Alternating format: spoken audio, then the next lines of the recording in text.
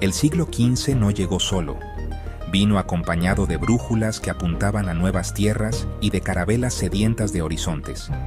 Europa, una península al borde del gran mapa, se lanzó a los mares. No buscaba un diálogo de civilizaciones, buscaba especias, oro, esclavos, buscaba poder. Las naves que partieron de los puertos de Portugal y España no eran arcas de Noé para salvar al mundo, sino herramientas para conquistarlo. Cada vela hinchada por el viento llevaba consigo la semilla de un orden nuevo. Un orden donde unos mandarían y otros obedecerían. Un orden donde la riqueza de unos se construiría sobre la pobreza de muchos, inaugurando una era de desequilibrio global que aún hoy nos pesa en los hombros. Aquella expansión no fue un encuentro casual entre iguales, fue una invasión. Los mapas europeos, antes llenos de monstruos marinos y bordes desconocidos, comenzaron a llenarse con nombres impuestos, nombres que borraban la memoria local. El poder se manifestó primero en el acto de nombrar, de bautizar tierras que ya tenían nombre, de llamar indios a pueblos enteros porque el navegante creía haber llegado a las Indias. Este acto de bautismo forzado fue el primer eslabón de una larga cadena de dominación. Se dibujaron líneas en los mapas, se repartieron continentes con la arbitrariedad de quien corta un pastel, sin preguntar a quiénes vivían allí. La geografía se convirtió en un botín y el mundo en un tablero de ajedrez para reyes lejanos. El motor de esta empresa era una mezcla de codicia y fervor religioso. La cruz y la espada llegaron juntas. La evangelización sirvió a menudo como coartada para la expoliación. Se ofrecía un cielo en la otra vida a cambio de las tierras y los tesoros en esta. El poder se disfrazaba de salvación. Las potencias europeas no solo buscaban controlar territorios, sino también almas. La justificación divina del saqueo permitió que la conquista avanzara con una conciencia tranquila, o al menos con una conciencia silenciada por el tintineo del oro. La desigualdad nacía así bendecida por la autoridad papal y real, creando una jerarquía que parecía tan natural como el día y la noche. Así, las bases del poder desigual quedaron firmemente establecidas. No se trataba solo de una superioridad militar. Era una superioridad tecnológica, sí, pero sobre todo era una superioridad organizativa y una voluntad de dominio sin precedentes. La pólvora, la imprenta y la brújula no eran solo inventos, eran instrumentos para imponer una visión del mundo. Una visión en la que Europa era el centro y el resto del planeta, su periferia explotable. El nuevo orden mundial nació de un parto violento, y sus primeras palabras fueron de conquista. La historia que siguió fue el largo y doloroso relato de las consecuencias de ese nacimiento desigual y forzado. El encuentro con pueblos desconocidos obligó a los conquistadores a crear una narrativa que justificara su dominio. No bastaba con vencer por la fuerza, era necesario vencer por la idea. Así nació la otredad. El otro, el no europeo, fue construido como un reflejo invertido del conquistador. Si el europeo era civilizado, el otro era salvaje. Si era racional, el otro era instintivo. Si tenía alma, el alma del otro estaba en duda. Esta construcción no era un mero ejercicio intelectual, era una herramienta política. Al definir al otro como inferior, se legitimaba su explotación. El indígena y el africano fueron despojados de su humanidad para que el robo de sus tierras y su libertad no pareciera un crimen, sino un acto de progreso o de piedad. Esta fábrica de la otredad funcionaba a pleno rendimiento en las crónicas, en los sermones y en los informes reales. Se describía a los nativos como seres ingenuos y dóciles, casi como animales domésticos, o como monstruos caníbales y sanguinarios. Ambas imágenes, aunque contradictorias, cumplían la misma función: negarles su condición de sujetos con derechos, con cultura, con historia propia. Eran parte del paisaje, como los árboles o los ríos, recursos disponibles para ser explotados. Se les miraba con una mezcla de curiosidad y desprecio, como se mira a una criatura exótica en una jaula. El espejo europeo no devolvía un rostro humano, sino una caricatura útil para el dominador.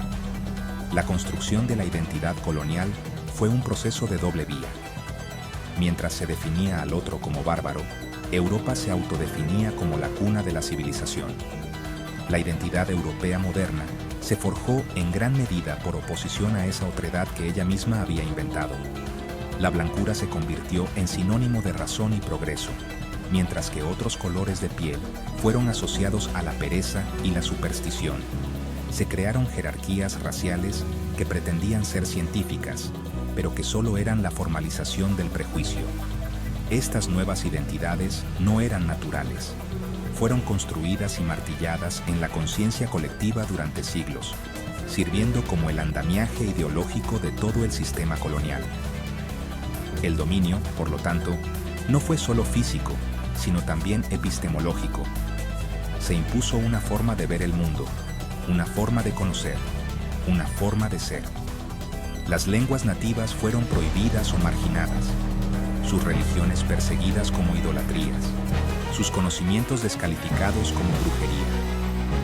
El colonizado fue obligado a verse a sí mismo a través de los ojos del colonizador, como alguien incompleto, defectuoso, que necesitaba ser mejorado o civilizado.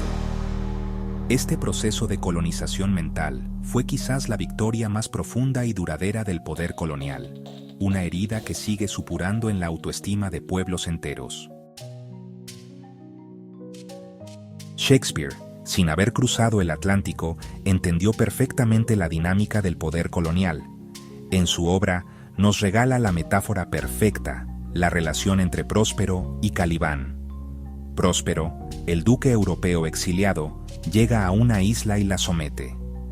Calibán, el habitante original, es despojado de su tierra y convertido en esclavo. La herramienta clave de la dominación de Próspero no es solo su magia, su poder tecnológico, sino el lenguaje. Le enseña a Calibán su idioma, pero no como un regalo, sino como una cadena. El lenguaje se convierte en una jaula que limita la forma en que Calibán puede pensar y expresarse. Un acto de aparente generosidad que es, en realidad, un acto de profundo control. Calibán se lamenta de esta imposición cultural. Me enseñaste el lenguaje, y mi único provecho es que sé cómo maldecir, dice. En esa frase resuena el eco de millones de colonizados. El idioma del conquistador les permitió comunicarse con el amo, recibir órdenes, pero también les robó su propio universo simbólico. Las palabras para nombrar a sus dioses, a sus plantas, a sus sentimientos más íntimos, fueron reemplazadas por otras. El mundo se achicó, se tradujo a una versión más pobre. La riqueza de una cultura se mide en su capacidad para nombrar el mundo a su manera, y al perder su lengua, Calibán perdió una parte fundamental de su ser.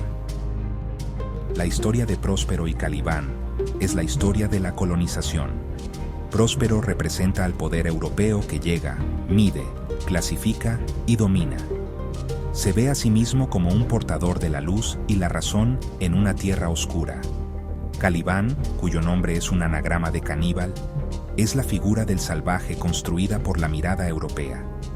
Es deforme, rudo, instintivo, pero desde su perspectiva, es el legítimo dueño de la isla, y Próspero es un usurpador.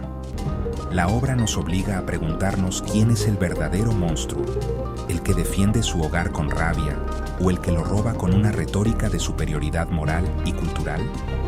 Esta dinámica de poder lingüístico y cultural no ha desaparecido, persiste hoy en día. Persiste cuando se nos dice que el único conocimiento válido es el que se publica en inglés en revistas científicas. Persiste cuando las películas, la música y las series de los centros de poder global definen qué es moderno, qué es deseable, qué es el éxito. Persiste cuando los idiomas indígenas mueren cada año, llevándose consigo visiones únicas del cosmos y de la vida. Seguimos siendo, de muchas maneras, calibanes aprendiendo a maldecir en el idioma de Próspero, luchando por encontrar nuestras propias palabras para nombrar nuestra libertad. En 1504, en la isla de Jamaica, Cristóbal Colón y su tripulación se enfrentaban a la hambruna. Los nativos arawak, cansados de los abusos de los españoles, se negaban a seguir proveyéndoles de alimentos. La situación era desesperada, pero Colón tenía un arma secreta.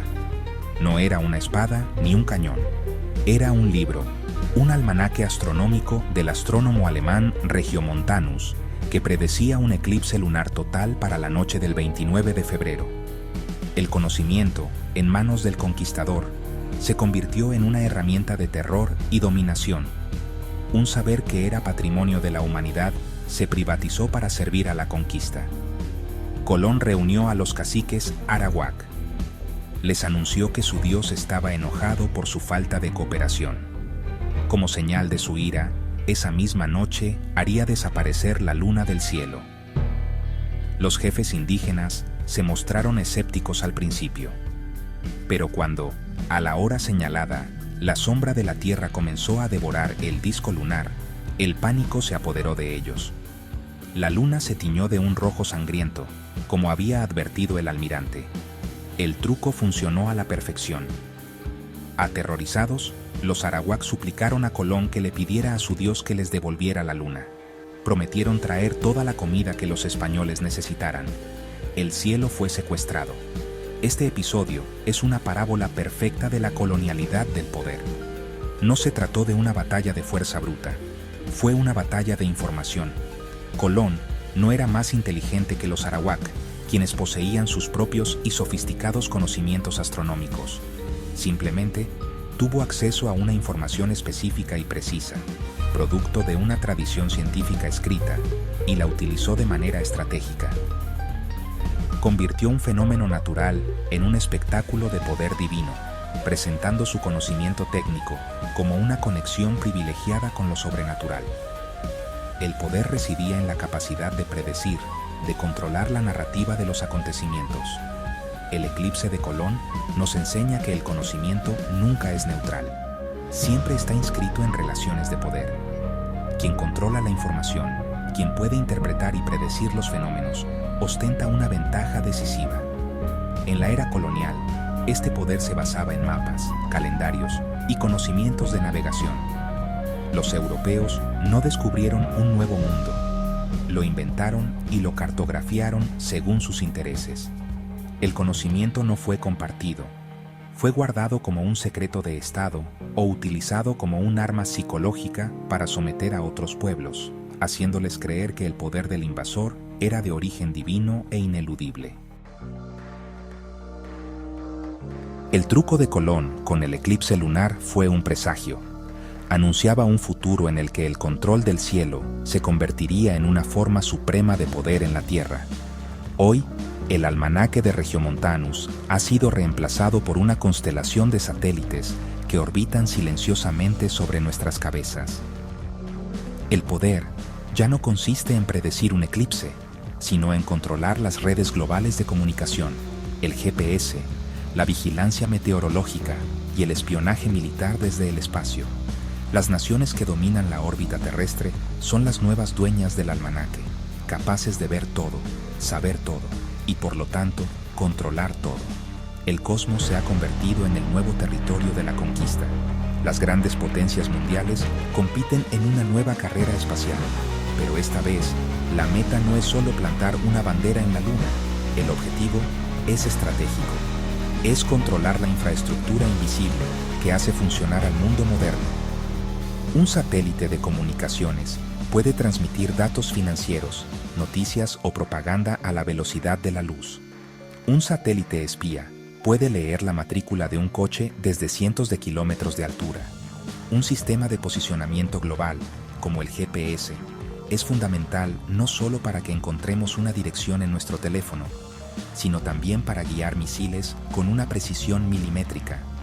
Quien controla los satélites, controla los flujos de información y la capacidad de proyectar poder militar a cualquier rincón del planeta.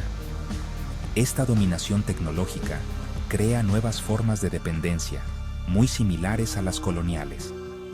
Los países que no tienen su propia capacidad espacial deben alquilar servicios a las potencias orbitales. Dependen de ellas para sus comunicaciones, para la predicción de desastres naturales, para la gestión de su agricultura. Esta dependencia es una vulnerabilidad.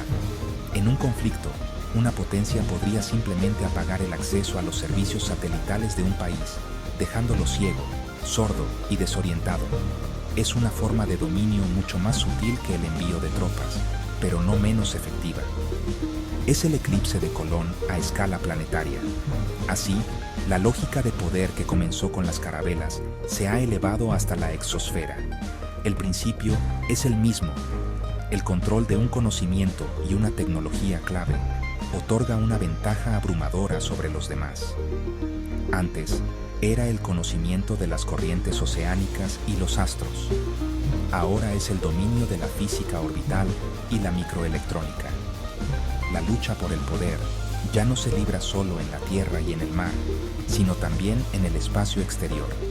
El cielo, que para las culturas antiguas era el hogar de los dioses y los mitos, se ha convertido en el último campo de batalla geopolítico, el lugar desde donde se vigila y se gobierna el mundo de abajo.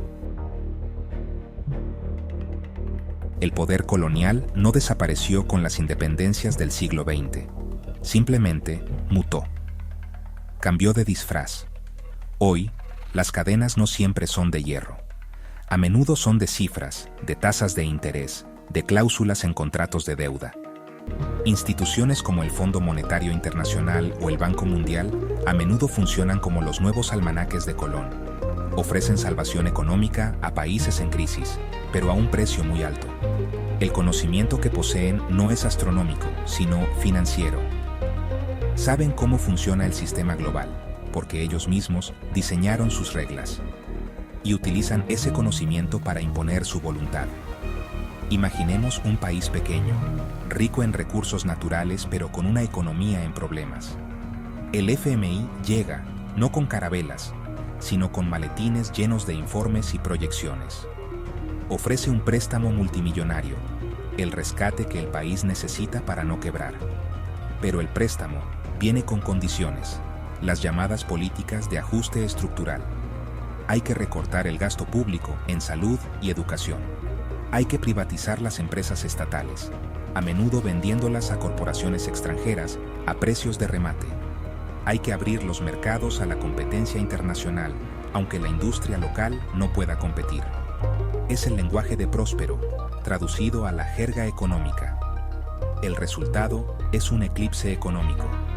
El país recibe el dinero, pero pierde su soberanía. Pierde la capacidad de decidir su propio modelo de desarrollo. Sus políticas ya no las decide su gobierno electo, sino un comité de tecnócratas en Washington. La deuda se convierte en una herramienta de control perpetuo. Gran parte de los ingresos del país se destinan a pagar los intereses de esa deuda, en un ciclo interminable que impide la inversión en el bienestar de su gente. La dependencia económica es la nueva forma de colonialismo. No necesita ejércitos de ocupación, porque el control se ejerce a través de los flujos de capital y las agencias de calificación de riesgo. Este neocolonialismo financiero es más abstracto, pero sus efectos son brutalmente concretos. Se ven en los hospitales sin medicinas, en las escuelas que se caen a pedazos, en los jóvenes sin oportunidades que deben emigrar. Las decisiones tomadas en los centros financieros globales tienen consecuencias directas en la vida cotidiana de millones de personas en la periferia del sistema.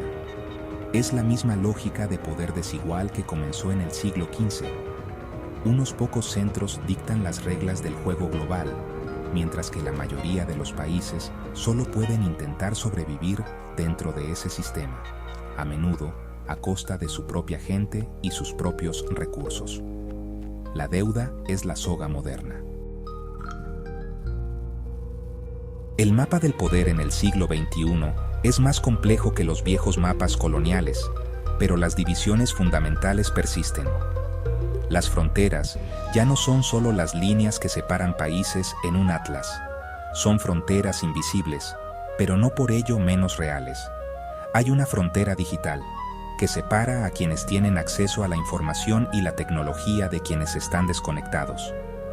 Hay una frontera financiera que divide a las economías que emiten las monedas de reserva mundial de aquellas que deben endeudarse en esas mismas monedas. Y hay una frontera cultural que impone patrones de consumo y estilos de vida globales, marginando las identidades locales. Estas nuevas fronteras definen relaciones de poder y dependencia. Un país puede ser políticamente independiente, tener su bandera, su himno y su asiento en las Naciones Unidas, pero estar completamente subordinado en lo económico y tecnológico. Por ejemplo, la mayoría de los países de África no controla las patentes de las medicinas que necesita su población, ni la tecnología de los teléfonos que usan sus ciudadanos, ni las plataformas digitales donde socializan sus jóvenes. Dependen de corporaciones y gobiernos extranjeros para acceder a estos elementos esenciales de la vida moderna. Esta dependencia es una forma sutil de dominación, una colonialidad que opera sin necesidad de administradores coloniales. Pensemos en el control de los recursos naturales. En la era colonial, las metrópolis extraían directamente el oro, la plata o el caucho. Hoy, el mecanismo es más sofisticado.